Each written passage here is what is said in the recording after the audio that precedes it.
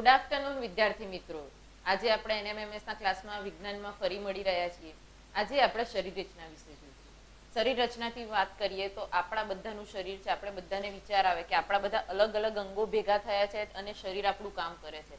તો આ અંગોનો પણ રચનાત્મક એકમ એટલે કે આપણા શરીરનો રચનાત્મક એકમ નાનામાં નાનો ભાગ એટલે આપણે એને વાત કરીશું કોષ. કોષથી આપણા શરીરની રચના થઈ છે કે કોષ ભેગા થઈ અને સજીવ શરીરનું નિર્માણ થાય છે. હવે આપણે આ કોષ વિશે આગળ ડિટેલમાં જોઈશું. તો આપણા શરીરનો અંગોનો રચનાત્મક એકમ કોષ છે. કોષ ભેગા થાય છે, ભેગા થઈને પેશીઓ બનાવે છે, પેશીઓમાંથી અંગો બને છે અને અંગોમાંથી શરીરનું નિર્માણ થાય છે. કેટલાક સજીવો એવા પણ હોય છે કે જેના શરીરમાં ફક્ત એક જ કોષ હોય અને આપણું માનવ શરીર છે જેને ચલાવવા માટે એક કોષ કાફી નથી કે જે બહુ કોષોનો બનેલો છે. હવે કોષની વાત કરીએ તો કોષની શોધ રોબર્ટ હુક નામના વૈજ્ઞાનિકે કરી હતી. રોબર્ટ હુક નામના વૈજ્ઞાનિકે ઈસવીસન 1665 ની અંદર બૂચનો આડોછેદ લીધો અને આ બૂચ જે છે એક ઝાડની એટલે કે એક વૃક્ષની છાલ છે. તેનો આડોછેદ લઈ તેને વિપુલ દર્શક યંત્રની અંદર જોયું. વિપુલ દર્શક યંત્રની અંદર જોતા તેને નાના નાના ખાનાઓ જેવી રચના જોવા મળી. આ નાના નાના ખાનાઓ એકબીજાથી એક પટલ દ્વારા કે એક દિવાલ દ્વારા તેને અલગ થયેલા જોવા મળ્યા અને તેને એક એક ખાનાને એક કોષ તરીકે નામ આપ્યું. આ કોષની અંદર તેને એક કાળું ટપકું દેખાતું હતું જેને તેનો અભ્યાસ કરીને નામ આપ્યું કોષ કેન્દ્ર. તો દરેક કોષ એક ખાના જેવી રચના છે અને આ દરેક કોષની અંદર કોષ કેન્દ્ર જોવા મળે છે. તેમજ દરેક કોષ એકબીજાથી એક પટલ દ્વારા અલગ પડેલું હોય છે. રોબર્ટ હુકે આ કોષનું નામ તો આપ્યું પણ 150 વર્ષ બાદ જ્યારે માઇક્રોસ્કોપની શોધ થઈ અને વધારે હાઇબ્રિડ માઇક્રોસ્કોપની શોધ થઈ ત્યારે કોષનો અભ્યાસ વધારે સરળ બન્યો. હવે એ ઉપરાંત આપણે આગળ જોઈએ તો એક કોષી સજીવ. તો જે સજીવનું શરીર ફક્ત એક જ કોષનું બનેલું છે તેને એક કોષી સજીવ કહેવાય છે અને જેનું શરીર બહુ બધા કોષોથી બનેલું છે એને બહુકોષી સજીવ કહેવાય છે. એક કોષી સજીવની હું વાત કરું તો અમીબા, પેરામિશિયમ, યુગ્લિના, બેક્ટેરિયા, કેટલાક વાયરસ એવા કેટલાય સજીવો છે જે એક કોષી છે જે નરી આંખે જોઈ શકાતા નથી. તેને સૂક્ષ્મદર્શક યંત્રની અંદર જોવા પડે છે. એ ઉપરાંત આપણે વાત કરીએ બહુકોષી સજીવ. ધારો કે આપણું મનુષ્યનું શરીર છે, પ્રાણીઓ છે, ગાય, ભેંસ, બકરી, પક્ષીઓ છે, એ બધાનું શરીર એક કોષથી નહીં પણ વધારે કોષથી બનેલું છે એટલે એને બહુકોષી પ્રાણીઓ કહીશું.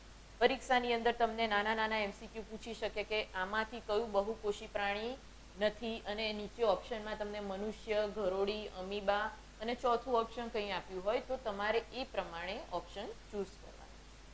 હવે આપણે આગળ જોઈએ. એક કોષી સજીવના અહીંયા મેં તમને થોડાક ચિત્રો મૂકેલા છે. સૌથી પહેલા આપણે એક કોષી સજીવની વાત કરીએ તો અમીબાની વાત. પ્રથમ ચિત્ર આપણે અહીંયા આકૃતિમાં જોઈ રહીએ છીએ અમીબા. અમીબાનો પોતાનો કોઈ નિશ્ચિત આકાર નથી. અમીબાનું શરીર ફક્ત એક જ કોષથી બનેલું છે. આ કોષ તમે જોઈ શકો છો. એક પતલું કોષ પટલ તમને દેખાઈ રહ્યું છે. કોષ પટલથી તેનો કોષ આખો એક રક્ષાયેલો છે. એની અંદર કોષ રસ આવેલો છે. કોષ રસની અંદર એક ઘાટા કાળા રંગ જેવી તમને રચના દેખાઈ રહી છે. તેને કોષ કેન્દ્ર કહેવાય છે.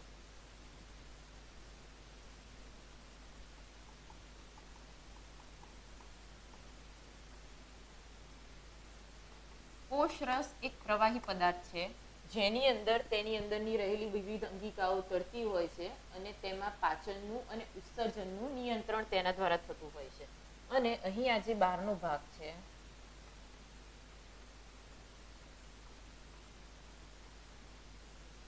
કોષની અંદર આ તેના મુખ્ય ભાગો છે. તો દરેક કોષની અંદર આ ભાગ તમે જોઈ શકો છો. અહીં તમને બીજી આકૃતિ આપેલી છે એક કોષી સજીવ પેરામિશિયમની. પેરામિશિયમનો આકાર સ્લીપર જેવો કે ચપ્પલ જેવો છે જે ફિક્સ છે. એની આસપાસ પ્રવર્ધો જેવી રચના જોવા મળે છે જેને પક્ષમો કહે છે. કયા એક કોષી સજીવને પક્ષમો ધરાવે છે તો તમારા જવાબમાં આવશે પેરામિશિયમ. એ પછી અહીંયા બીજું ચિત્ર છે યુગ્લિના. તો યુગ્લિનાની અંદર એક લાંબી ચાબુક જેવી તમને પૂંછડી જોવા મળે છે. એને કહેવાય કશા. આ પેરામિશિયમની અંદર પક્ષમો હોય છે, યુગ્લિનાની અંદર કશા હોય છે. જ્યારે અમીબાની અંદર પક્ષમો કે કશા નથી તો તેને ચાલવા માટે શેનો ઉપયોગ કરશે? તો તેના શરીરની અંદરથી આ રચના ખોટા પગ તરીકે ઉપસી આવે છે. જ્યારે તેને ખોરાક ગ્રહણ કરવાનું હશે ત્યારે જ આ ખોટા પગ બહાર નીકળે છે, ખોરાક ગ્રહણ થઈ જાય અને તેમાંથી ઉત્સર્જન થઈ જાય નકામા પદાર્થોનું, ત્યાર પછી ખોટા પગ નાબૂદ થઈ જાય છે. હવે આપણે વાત કરીએ યુગ્લિના. તો યુગ્લિનાની અંદર પણ તમને લીલો કલર જોવા મળે છે. તો આપણે વનસ્પતિના પાંદડામાં લીલો કલર હતો એટલે તેની અંદર કયું રંજક દ્રવ્ય હતું? હરિતકણ. અને હરિતકણના લીધે તેનો લીલો રંગ હતો. એવી જ રીતે અહીંયા પણ ક્લોરોપ્લાસ્ટ જે હરિતકણની અંદર જોવા મળે છે, જેના લીધે યુગ્લિનાનો રંગ લીલો જોવા મળે છે. હવે આપણે નેક્સ્ટ જોઈશું, કેટલાક ક્વેશ્ચન જોઈ લઈએ. કોષનું સૌ પ્રથમ અવલોકન કયા વૈજ્ઞાનિકે કર્યું હતું? તો ઓપ્શન છે એ લ્યુવનહુક, બી રોબર્ટ હુક, સી પર્કિન્જે અને ડી સ્વાન. તમે ફટાફટ જવાબ કમેન્ટ કરી શકો છો. હમણાં જ આપણે જોયું હતું કે સૌ પ્રથમ કોષનું નામકરણ રોબર્ટ હુક નામના વૈજ્ઞાનિકે મૂછની છાલમાંથી કર્યું હતું. તો આપણો જવાબ આવશે બી રોબર્ટ હુક. અહીંયા તમને બે ઓપ્શન એક સરખા લાગે છે. હુક હુક છે પણ આગળનું નામ પણ તમારે ખાસ ધ્યાનમાં લેવાનું. એ પછી આપણે સેકન્ડ ક્વેશ્ચન જોઈએ. રોબર્ટ હુકને કોષ ક્યાંથી જોવા મળ્યો હતો? હવે જ્યારે આપણે રોબર્ટ હુકની વાત કરીએ તો રોબર્ટ હુકે જ્યારે મૂછનો છેદ લીધો અને તેની અંદર મધપૂડા જેવી રચના જોઈ હતી. તો અહીંયા આપણે ઓપ્શન જોઈએ તો એ છે મધપૂડો, બી ઓક નામના વૃક્ષની છાલમાંથી, સી ડુંગળી અને ડી રુધિર. તો મધપૂડા તો બહુ મોટો હોય એટલે કે એ સૂક્ષ્મદર્શક યંત્રની મદદથી એને જોયો નથી, મધપૂડા જેવી રચના જોઈ છે, મધપૂડો એને જોયો નથી. બી ઓક નામના વૃક્ષની છાલમાંથી. ઓક નામનું જે વૃક્ષની છાલ છે જેને મૂછ કહેવામાં આવે છે. ડુંગળી અને રુધિર એ આપણા જવાબમાં આવશે નહીં. તો આપણો જવાબ આવશે બી.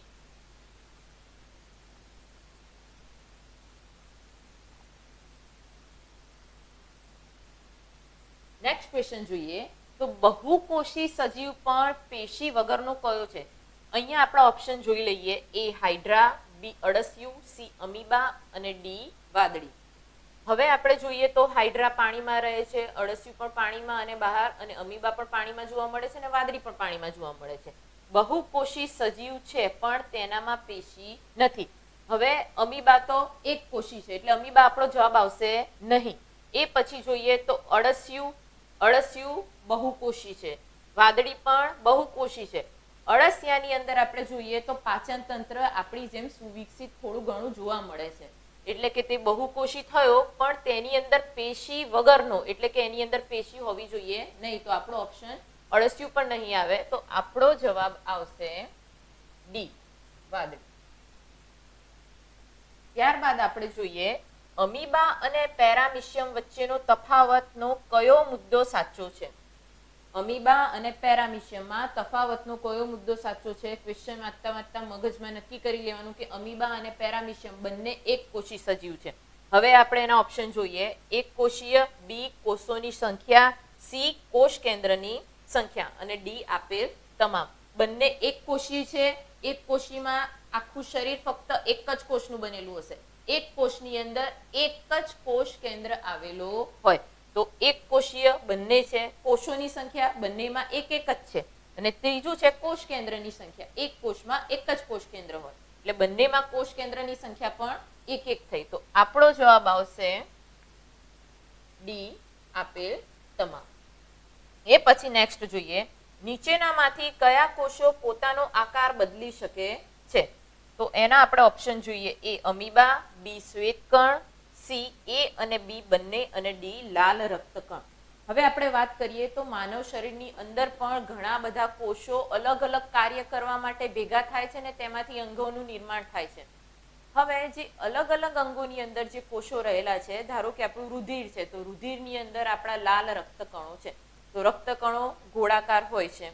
એવી જ રીતે રુધિરની અંદર શ્વેત કણો પણ આવેલા છે. શ્વેત કણોને આપણે WBC કહીએ છીએ, જે આપણા એરિયા શ્વેત કણો. હવે અહીં હમણાં જ મેં તમને કહ્યું કે અમીબાનો પોતાનો કોઈ ચોક્કસ આકાર નથી. અમીબા પોતાનો આકાર બદલતો રહે છે અને અમીબા એક કોષીય છે.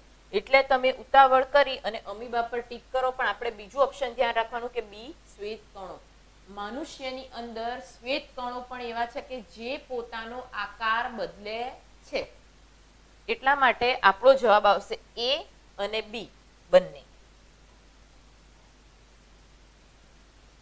હવે આપણે નેક્સ્ટ જોઈએ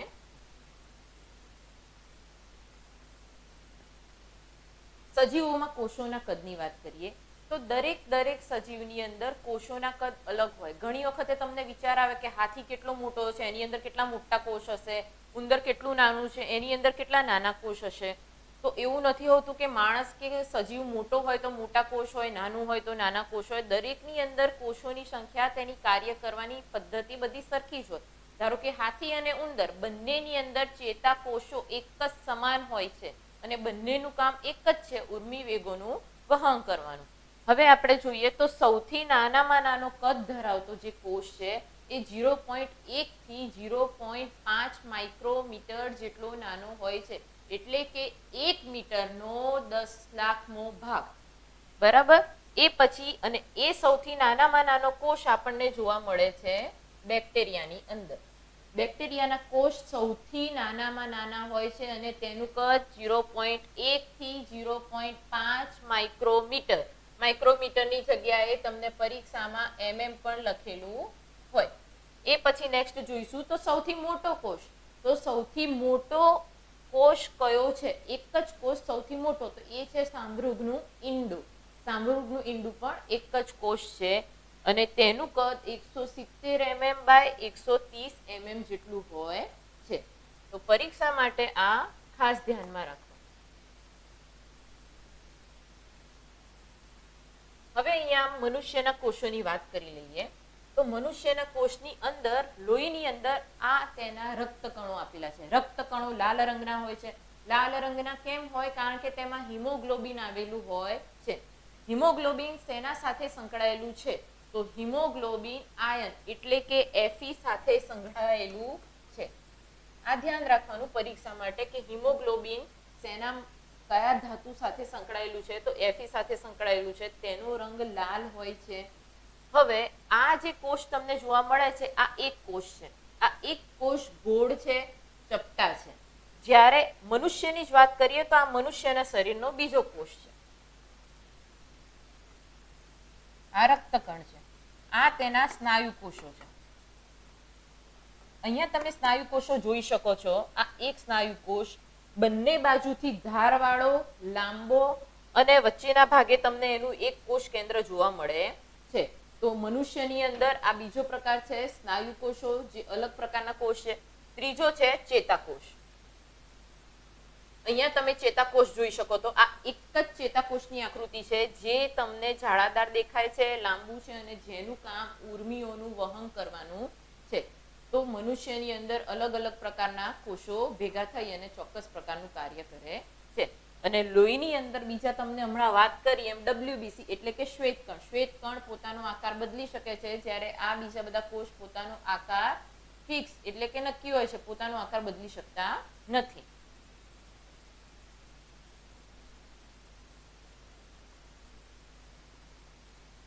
હવે આપણે ઘણી વખતે સ્કૂલમાં કેવી રીતે જોયું હતું કે ડુંગળીના કોષની આપણે આડછેદ લેતા હતા અને ડુંગળીના કોષની આપણે સ્લાઇડ બનાવતા હતા અને ડુંગળીના કોષોનું આપણે સૂક્ષ્મદર્શકમાં નિદર્શન કરતા હતા અથવા તૈયાર સ્લાઇડમાંથી નિદર્શન કરતા હતા.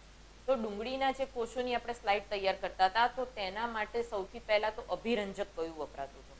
તો ડુંગળીના કોષોની સ્લાઇડ બનાવવા માટે સૌથી પહેલા અભિરંજક એના માટે વપરાતું હતું મિથિલિન બ્લુ. હવે ડુંગળીનો કોષ છે એક વનસ્પતિ કોષ થયો. વનસ્પતિ પણ બહુ બધા કોષોનો સમૂહ છે. એટલે અહીંયા તમને ડુંગળીના કોષની આકૃતિ આપેલી છે. એમાં પણ ઘણા બધા કોષો પાસે તમને દેખાય છે. એક પટલ એટલે કે એક દિવાલથી અલગ થયેલા છે. પ્રત્યેક કોષની અંદર એક કોષ કેન્દ્ર જોવા મળે છે જેને ન્યુક્લિયસ કહેવાય છે અને દરેકની અંદર કોષ રસ આવેલો હોય છે. એવી જ રીતે અહીંયા માનવ શરીરના કોષ છે. માનવ શરીરના ગાલના કોષ આપેલા છે. એટલે કે આ પ્રાણી કોષ છે. પ્રાણી કોષની અંદર તમે જોઈ શકો છો એનો આકાર અલગ છે. એ પણ કોષ રસ પટલથી અલગ પડેલા છે. તેમાં પણ એક કોષની અંદર એક કોષ કેન્દ્ર આવેલું છે. કોષ રસની હાજરી છે અને કોષ રસ પટલની હાજરી છે. કોષ રસ પટલની વાત કરીએ તો કોષ રસ પટલના લીધે કોષને ચોક્કસ આકાર મળે છે અને રક્ષણ મળે છે. એ ઉપરાંત કોષ રસ પટલની અંદર છિદ્ર જેવી રચના હોય છે, જેના લીધે કોષ રસમાંથી અને બહારના વાતાવરણમાંથી તે ઘટકોનું આદાન પ્રદાન અથવા તો પ્રવાહીનું આદાન પ્રદાન કરી શકે છે. હવે આપણે વાત કરીએ તો વનસ્પતિ કોષ. તો વનસ્પતિ કોષની ફરતે કોષ દિવાલ આવેલી હોય છે, જ્યારે પ્રાણી કોષ એટલે કે આ ગાલના કોષની ફરતે કોષ દિવાલ આવેલી હોતી નથી. એટલે કે જ્યારે આપણને પૂછવામાં આવે કે કયા કોષની અંદર આપણને કોષ દિવાલ જોવા મળશે, ઓપ્શન આપ્યા હોય તેમાં આપણે ખાસ જોવાનું કે વનસ્પતિ હશે, જે વનસ્પતિના નામ હશે એમાં કોષ દિવાલ હશે, અને જે પ્રાણીઓના નામ હશે તેમાં કોષ દિવાલની હાજરી હશે નહીં. કોષ દિવાલ જે છે એ સેલ્યુલોઝની બનેલી હોય છે અને મજબૂત પદાર્થની બનેલી હોય છે. હવે આપણે આ ડુંગળીની વાત કરીએ તો ડુંગળીની સ્લાઇડ આપણે જોવા માટે મિથિલિન બ્લુથી અભિરંજક કરીએ છીએ. તો એવી જ રીતે ગાલના કોષની સ્લાઇડ બનાવવા માટે આપણે તેને પણ મિથિલિન બ્લુ નામના અભિરંજકથી અભિરંજિત કરીશું. ત્યાર પછી આપણે તેને માઇક્રોસ્કોપમાં જોઈ શકીશું. આ ઉપરાંત તમને એવું પણ પૂછવામાં આવે કે ધારો કે મિથિલિન બ્લુની હાજરી હોય નહીં તો તમે કયો પદાર્થ એની બદલીમાં વાપરી શકશો? તો આયોડીન. તો ગાલના કોષ માટે આયોડીન અને મિથિલિન બ્લુ.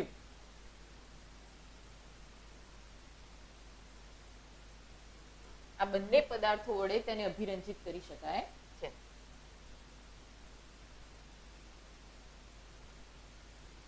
અહીંયા કોષની આપણે વાત કરીએ તો હવે એક કોષીની અંદર જે કોષ આવેલા હોય છે અને બહુકોષીની અંદર કોષ આવેલા હોય છે. આપણે જોયું કે કોષની અંદર મુખ્યત્વે ભાગ કોષ રસ પટલ છે, એની અંદર આવેલો કોષ રસ છે અને વચ્ચે મુખ્ય આવેલું કોષ કેન્દ્ર છે. હવે કોષ કેન્દ્રની ફરતે પણ એક કોષ કેન્દ્ર પટલ આવેલું હોય છે. તો કેટલાક કોષો એવા હોય છે કે જે સુવિકસિત હોય. જે કોષો સુવિકસિત હોય તેના કોષ કેન્દ્રની ફરતે પણ કોષ કેન્દ્ર પટલ આવેલું હશે. તો એવાને એને સુકોષ કેન્દ્રીય કહેવાશે. હવે એની આપણે વાત કરીએ તો એને ઇંગ્લિશમાં કહેવાશે યુકેરિયોટિક. તો જે કોષો સુવિકસિત હશે કે જેનું કોષ કેન્દ્ર સુવિકસિત હશે તે સજીવને યુકેરિયોટિક કહેવાય. એટલે કે દરેક પ્રાણી કોષો અને દરેક મનુષ્ય કે જે બહુકોષી છે એ બધાની અંદર સુવિકસિત કોષ કેન્દ્ર જોવા મળે છે. અને પ્રોકેરિયોટિકની અંદર કોષ કેન્દ્ર સુવિકસિત હોતું નથી. અહીંયા તમે એક બેક્ટેરિયાનો કોષ છે, આ બેક્ટેરિયાની કોષની અંદર જોઈ શકો છો કે આ વચ્ચેનો ભાગ છે એનું કોષ કેન્દ્ર છે, પણ આ કોષ કેન્દ્રની ફરતે કોષ કેન્દ્ર પટલ આવેલું નથી અને આ તેનો એક જ કોષ છે. આ કોષને આદિકોષ પણ કહેવામાં આવે છે. અને આ આદિકોષ એ આપણને બેક્ટેરિયાની અંદર જોવા મળે છે અને નીલહરિત લીલની અંદર જોવા મળે છે. એટલે કે પ્રોકેરિયોટિકમાં કયા કયા સજીવોનો સમાવેશ થશે? તો બેક્ટેરિયા અને નીલહરિત લીલ. બાકી બધા જ સજીવો જે સુવિકસિત કોષો ધરાવે છે એ બધાનો સમાવેશ થશે યુકેરિયોટિક.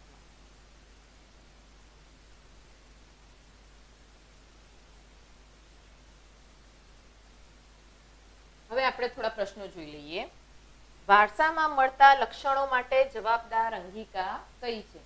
કોષની અંદર મુખ્યત્વે કોષ કેન્દ્ર મહત્વનો ભાગ ભજવે છે. કોષ કેન્દ્રની અંદર પણ રંગસૂત્રો આવેલા હોય છે અને આ રંગસૂત્રોના લીધે વારસામાં તેના લક્ષણો ઉતરતા હોય છે. એટલે કે માતા પિતાના લક્ષણ તેના બાળકમાં ઉતરતા હોય છે, જેના માટે જવાબદાર છે કોષ કેન્દ્ર. તો અહીં તમારા ઓપ્શનમાં આપણે જોઈ લઈએ. પહેલું ઓપ્શન છે કણાભસૂત્ર, બીજું છે ગોલ્ગી ગાય, સી કોષ કેન્દ્ર અને ડી કશા. હવે આપણે વાત કરીએ તો કોષની અંદર કણાભસૂત્ર, ગોલ્ગી ગાય અને કોષ કેન્દ્ર એ ત્રણે ત્રણ કોષની અંદર આવેલા છે. જ્યારે કશા તો આપણે વાત કરી હતી કે કોષની બહારનો એના હલનચલન કરવા માટેનો ભાગ છે. એટલે કે આપણે વિચારીએ અને કશાને તો આવશે જ નહીં. એના પછી આપણે વાત કરીએ કણાભસૂત્ર. કણાભસૂત્ર કોષની અંદર કોષ રસની અંદર આવેલી અંગિકા છે. કણાભસૂત્ર શક્તિ ઉત્પન્ન કરે છે, એટલે કે તે શ્વસનને લગતું કામ કરે છે. એ પછી છે બીજી ગોલ્ગી ગાય. ગોલ્ગી ગાય એ આપણા શરીરમાં જે ખોરાકના દ્રવ્યો છે, પોષક કણો છે, એને શોષણ કરવાનું કામ કરે છે. અને જે કોષ કેન્દ્ર છે એની અંદર રંગસૂત્રો આવેલા હોય છે, જેના લીધે લક્ષણો વારસામાં ઉતરે છે. તો આપણો જવાબ આવશે સી. એના પછીનો નેક્સ્ટ ક્વેશ્ચન જોઈએ. નીચેનામાંથી કયું વાક્ય સાચું છે? તો એ છે વિષાણુ એકેરિયોટા, બી જીવાણુ પ્રોકેરિયોટા, સી સ્પાયરોગાયરા યુકેરિયોટા અને ડી બધા જ વિકલ્પ ખોટા. હવે એની સાથે હું થોડું તમને માહિતી આપી દઉં કે આપણી પાસે સૌથી પહેલા છે એ વિષાણુ. વિષાણુનું આપણે બીજું નામ છે વાયરસ. વિષાણુને કહીએ વાયરસ. વાયરસ એકેરિયોટા કોઈ પ્રકાર છે જ નહીં. હમણાં આપણે વાત કરી પ્રોકેરિયોટા આવે છે ને યુકેરિયોટા આવે છે. એ પછી બીજું છે જીવાણુ. જીવાણુને આપણે કહીએ છીએ બેક્ટેરિયા. તો હમણાં જ આપણે જોયું બેક્ટેરિયાનો સમાવેશ શેમાં થાય છે? પ્રોકેરિયોટા એટલે આદિ કોષ કેન્દ્રમાં તેનો સમાવેશ થાય છે. સી છે સ્પાયરોગાયરા. સ્પાયરોગાયરા એક લીલ છે. લીલનો સમાવેશ થાય છે યુકેરિયોટા. હમણાં જ તમને કીધું હતું કે નીલહરિત લીલ એ શેમાં સમાવેશ થશે એનો? નીલહરિત લીલ એ સુવિકસિત છે, તેનો સમાવેશ પ્રોકેરિયોટામાં થાય છે. અને ઓપ્શન છે ડી બધા જ વિકલ્પ ખોટા. તો આપણો જવાબ આવશે બી.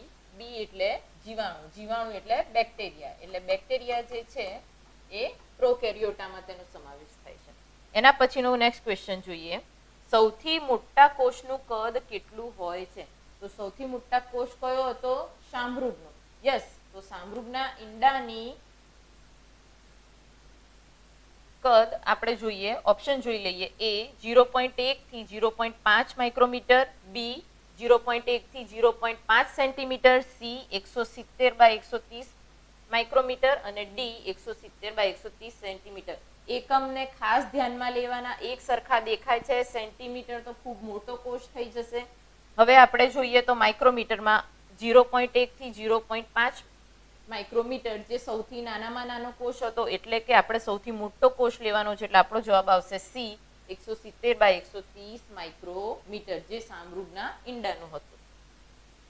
તો આપણો જવાબ આવશે સી.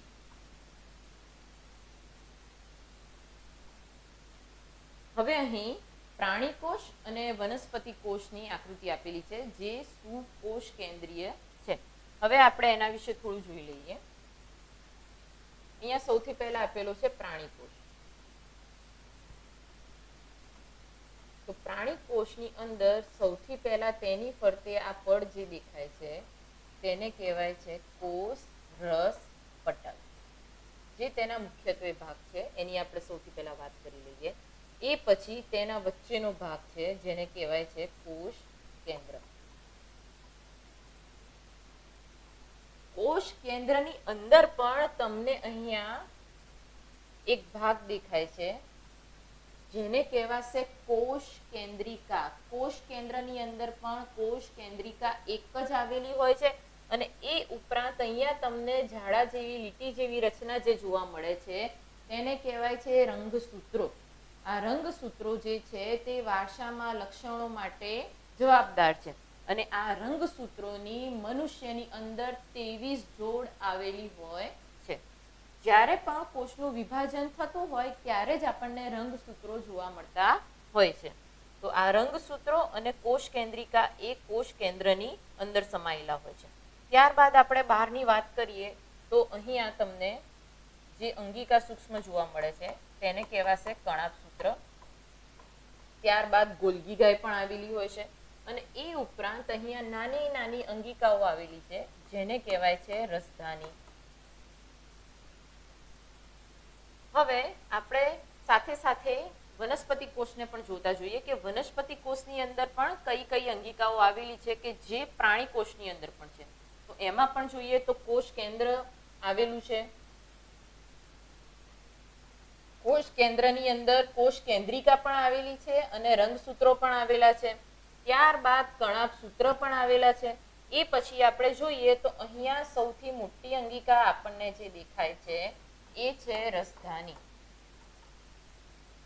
પ્રાણી કોષની અંદર રસધાની નાની નાની હોય છે, જ્યારે વનસ્પતિ કોષની અંદર રસધાની મોટી હોય છે. તો આ બંને વચ્ચે તફાવતનો એક મુદ્દો થયો. એ પછી બીજી વાત કરીએ તો પ્રાણી જે કોષ છે તેનો પર તે આ કોષ રસ પટલ આવેલું હોય છે, જેના લીધે તેનો આકાર જળવાઈ રહે છે. જ્યારે વનસ્પતિની ફરતે આ કોષ રસ પટલ તો આવેલું જ છે, પણ તેની ઉપર બીજું પણ આ જાડું પડ આવેલું હોય છે, જેને કહીશું કોષ દિવાલ, કે જે તેને પવન, ઝડપ, વરસાદ વગેરેથી વનસ્પતિના કોષનું રક્ષણ કરે છે. તો આ કોષ દિવાલ આપણને ફક્ત વનસ્પતિ કોષની અંદર જોવા મળે છે. તો આ તેના તફાવતનો થયો બીજો મુદ્દો.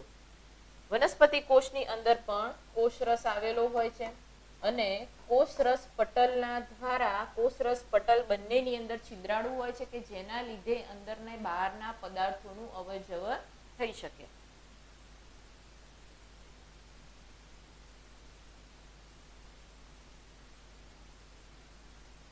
અહીં 3D પ્રિન્ટમાં તમને એનિમલ સેલની અને વનસ્પતિના કોષની આકૃતિ આપેલી છે.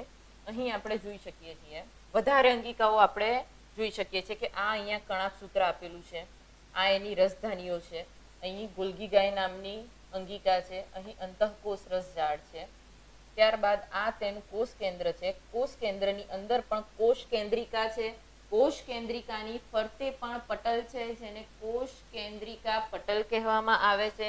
અહીં તમને રંગસૂત્રો પણ જોવા મળે છે અને આસપાસ આ જે ભાગ છે જેને આપણે કોષરસ કહીએ છીએ અને જે કોષરસ પટલથી રક્ષાયેલો હોય છે. એવી જ રીતે અહીં વનસ્પતિની અંદર તમને હવે અહીંયા બીજી એક અંગિકા જોવા મળી રહી છે, જે લીલા રંગની દેખાય છે. આ લીલા રંગની અંગિકા ફક્ત ને ફક્ત જુઓ તમને વનસ્પતિમાં દેખાશે, પ્રાણી કોષની અંદર દેખાશે નહીં, કારણ કે વનસ્પતિની અંદર તમે જુઓ તો રંગ એનો લીલો હોય છે. લીલા રંગ માટે જવાબદાર અંગિકા હરિતકણ. તો હરિતકણની આ થપ્પીઓ તમને દેખાય છે, હરિતકણ નામની અંગિકા છે, જેની અંદર નાની નાની થપ્પીઓ દેખાય છે, જેને આપણે થાઇલીકોઇડની થપ્પીઓ કહીએ છીએ. તેની અંદર રંજક દ્રવ્ય આવેલું હોય છે, ક્લોરોપ્લાસ્ટ અથવા તો ક્લોરોફિલ. આ ક્લોરોપ્લાસ્ટ અથવા તો ક્લોરોફિલની લીધે તેનો રંગ લીલા કલરનો દેખાય છે. આ રંજક દ્રવ્ય પ્રાણી કોષની અંદર જોવા મળશે નહીં, ફક્ત ને ફક્ત વનસ્પતિ કોષમાં જોવા મળશે. તો આ તેના તફાવતનો ત્રીજો મુદ્દો થયો.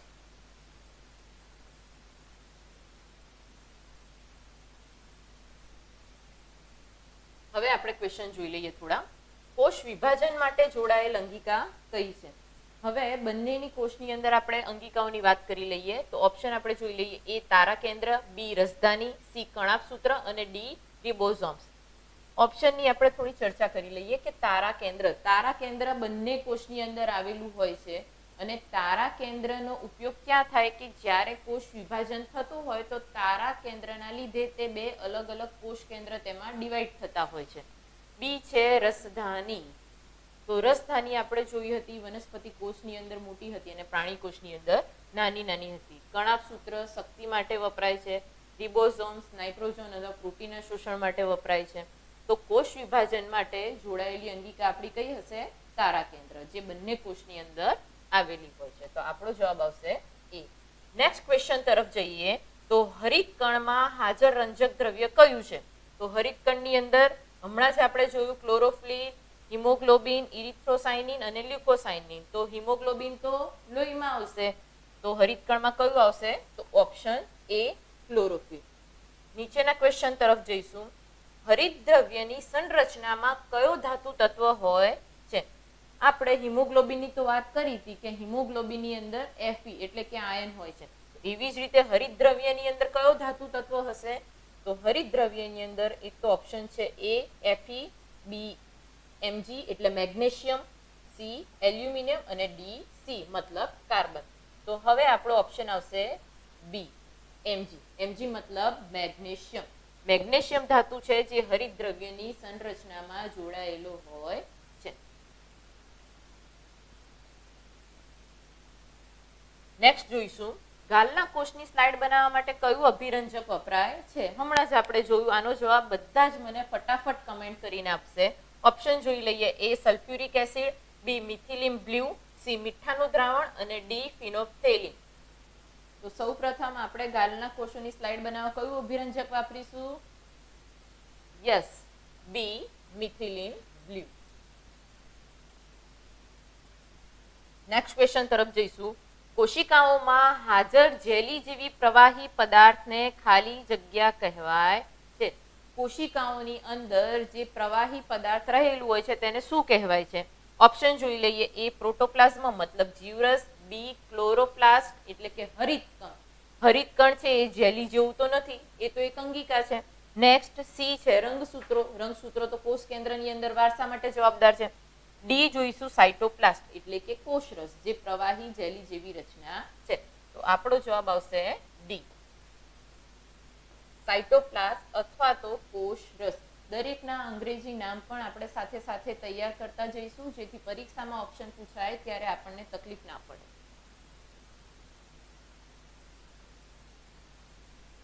નેક્સ્ટ ક્વેશ્ચન તરફ જઈએ. સજીવોમાં પેઢી દર પેઢી નિરંતરતા બનાવી રાખવા માટે ખાલી જગ્યા આવશ્યક છે. તો કોષોમાં આપણે જોયું કે કોષ કેન્દ્રિકાની અંદર રંગસૂત્રો હતા, વારસા માટે જવાબદાર છે. પણ એ કઈ ક્રિયા દ્વારા તે વારસામાં ઉતરશે, તો આપણે તેની જરા ઓપ્શનથી ચર્ચા કરી લઈએ. તો એ પાચન, બી પરિવહન, સી શ્વસન અને ડી પ્રજનન.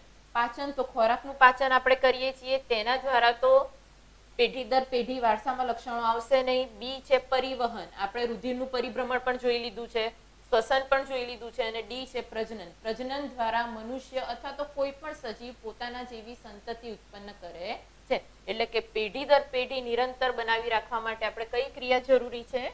પ્રજનન. ત્યારબાદ આપણે જોઈએ તો નીચેનામાંથી શેમાં પૂંછડી હોય છે? ઓપ્શન જોઈશું. એ અંડકોષ, બી શુક્રકોષ, સી ફલિતાંડ અને ડી વૃષણ. અહીંયા અંડકોષ આપેલો છે. અંડકોષ પણ એક કોષ છે, એટલે કે એક કોષી છે. અંડકોષ એક ગોળ હોય છે. બી ઓપ્શન જોઈએ શુક્રકોષ. તો શુક્રકોષની અંદર આપણને લાંબી પૂંછડી જેવી, શુક્રકોષના એક કોષ છે પણ તેમાં 3 ભાગ જોવા મળે છે અને એમાં લાંબી પૂંછડી હોય છે. સી છે ફલિતાંડ. ફલિતાંડ એ અંડકોષ અને શુક્રકોષ એ બંનેનું મિલન થાય ત્યારે બને છે. અને ડી છે વૃષણ. તો આપણને પૂંછડી શેમાં જોવા મળે છે? તો ફક્ત બી શુક્રકોષોની અંદર જોવા મળે છે. એ પછીનો સવાલ છે, એવા પ્રાણીઓ જે બચ્ચાને સીધો જન્મ આપે છે તેને કેવા પ્રાણીઓ કહે છે? આપણે ઓપ્શન જોઈ લઈએ અને તેની ચર્ચા કરીએ. તો એ અપ્રત્યપ્રસવી, બી અંડપ્રસવી, સી શાકાહારી અને ડી માંસાહારી. શાકાહારી અને માંસાહારી તો આપણને ખબર છે, જે શાક કે વનસ્પતિજન્ય ખોરાક લેતા હોય તેને શાકાહારી કહેવાય, અને માંસાહારી તો જે પ્રાણીજન્ય ખોરાક ખાતા હોય તેને કહેવાય છે. હવે આપણે ધ્યાનમાં જોઈએ અપ્રત્યપ્રસવી અને અંડપ્રસવી. તો અપ્રત્યપ્રસવીનો મતલબ આપણે જોઈએ. અંડપ્રસવી જે છે, અંડ એટલે કે જે ઈંડા મૂકે છે, તે નામ ઉપરથી જ આપણે જઈએ તો જે ઈંડા મૂકે છે તેને અંડપ્રસવી કહેવાશે, અને જે બચ્ચાને જન્મ આપે છે તેને અપ્રત્યપ્રસવી કહેવાશે. તો અહીં આપણો જવાબ આવશે એ અપ્રત્યપ્રસવી. હવે આપણે નેક્સ્ટ જોઈશું અને થોડી ચર્ચા કરીશું. તો પ્રાણીઓમાં પ્રજનનના પ્રકાર તો આપણે જોઈ લઈએ કે પ્રાણીઓમાં પ્રજનનના 2 પ્રકાર છે, લિંગી અને અલિંગી. એ પછી આપણે જોઈએ માદા પ્રજનન અંગો. વનસ્પતિની અંદર પણ નર પ્રજનન અંગો હતા, માદા પ્રજનન અંગો હતા. એવી જ રીતે મનુષ્ય અથવા તો પ્રાણીઓની અંદર પણ 2 પ્રજનન અંગો હોય છે. માદા પ્રજનન અંગની વાત કરીએ તો મનુષ્યની અંદર માદા પ્રજનનની અંદર અંડકોષો, અંડવાહિની અને ગર્ભાશયનો સમાવેશ થાય છે. જ્યારે નર પ્રજનન અંગોની અંદર શુક્રકોષો, શુક્રવાહિની અને શિશ્નનો સમાવેશ થાય છે. હવે શુક્રકોષો હમણાં આપણે જોયું કે તેને લાંબી પૂંછડીઓ હોય છે. અંડવાહિનીને ફેલોપિયન નલિકા પણ કહેવામાં આવે છે. તમને પરીક્ષામાં ક્વેશ્ચન પૂછાય કે કયા સજીવની અંદર કે અથવા તો કોની અંદર ફેલોપિયન નલિકા જોવા મળે છે? તો ફેલોપિયન નલિકા હંમેશા માદાની અંદર જોવા મળશે, કારણ કે તે માદા પ્રજનન અંગ છે. એ પછી આપણે જોઈએ ફલન. તો જ્યારે અંડકોષ એટલે કે માદા દ્વારા માદા પ્રજનન અંગ અંડકોષ દ્વારા અંડકોષ ઉત્પન્ન થાય છે. અંડકોષો અને શુક્રકોષો જ્યારે ભેગા થાય છે અને તેમાંથી ફલિતાંડ ઉત્પન્ન થાય છે, આ ક્રિયાને ફલન કહેવામાં આવે છે. ફલનના પણ 2 પ્રકાર છે, અંતઃફલન અને બાહ્ય ફલન. જે માદાના શરીરની અંદર થાય એને અંતઃફલન કહેવાય અને જે માદાના શરીરની બહાર વિકાસ પામે છે તેને બાહ્ય ફલન કહે છે.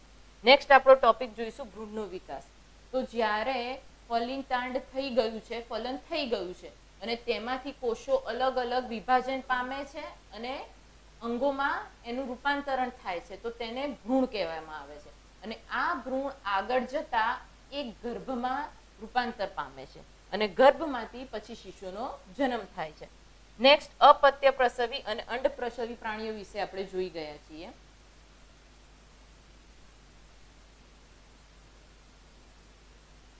તો હવે આજે આપણે આ જ લેસનમાં જે જોયું છે, ઘરેથી તમે આ ટોપિક ઉપર જે પ્રાણીઓ અને તેમની કાર્ય પદ્ધતિ, એ ઉપરાંત ક્લોનિંગ છે, IVF છે, તેના વિશે નેટ ઉપર સર્ચ મારી અને તેને લગતી નોંધ તૈયાર કરશો અને આપણે આવતીકાલના લેક્ચરમાં મળીશું. ગુડ આફ્ટરનૂન વિદ્યાર્થી મિત્રો. ફરીથી તમે નોટ પેન્સિલ સાથે રાખીને બેસજો અને તમારા જવાબ કમેન્ટ કરતા રહેજો.